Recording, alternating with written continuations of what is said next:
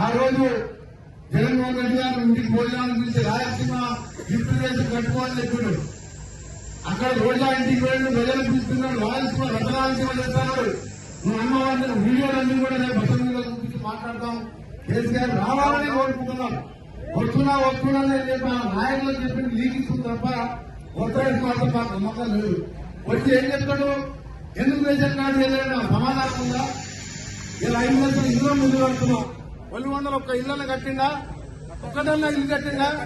రేపు పొద్దున్న నేను కడతలే కట్టుతా. ఏం చేసావా? మా ఒలిగొండ ఒక ఇల్లు కట్టావా అంట.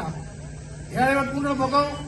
రేషన్ కార్డు ఇవ్వలే, ఏది ఇవ్వలేదు, ఒక ప్రాజెక్ట్ కట్టలేదు, ఒక మూసి కాలువ ఇవాళ క్లీన్ చేయాలని నేను ఎమ్మెల్యే గారు, ఎంపీ గారు మేమందరం కూడా మా మూసి దరిద్రం పోతే, కప్పు పాత్ర పోతే, మా రోగాలు పోతే అని చెప్పి దాన్ని అడ్డం పడతాడు. అందుకనే కనీసం మూసి క్లీన్ చేయాలని ఆలోచన కూడా లేదు ఆయనకు. ఇవన్నీ చేసినాం.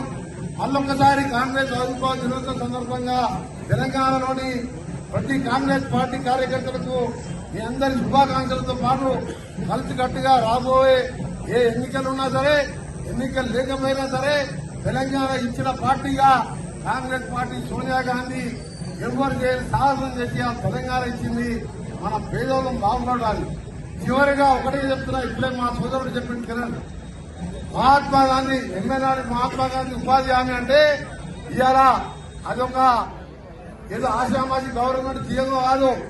చట్టం ద్వారా పార్లమెంట్ లో రూపొందించిన రాజ్యాంగ హక్కుని ప్రతి పేదవాడికి 100 రోజులు కనీసం ఇవాళ పెడతామని చెప్పి 18 ఏళ్ల కింద మన్మోహన్ సింగ్ ప్రధానమంత్రిగా సోనియా గాంధీ గారు ఆలోచించి ఇందిరమ్మలాగా ప్రతి పేదవాడు ఉపవాసం ఉండకూడదు, వాళ్ళకు పని లేక బస్సు నుండి చనిపోకూడదని చెప్పి ఒక మంచి పథకం తెస్తే ఆ పథకాన్ని కూడా ఇవాళ మార్చి పేరు మార్చి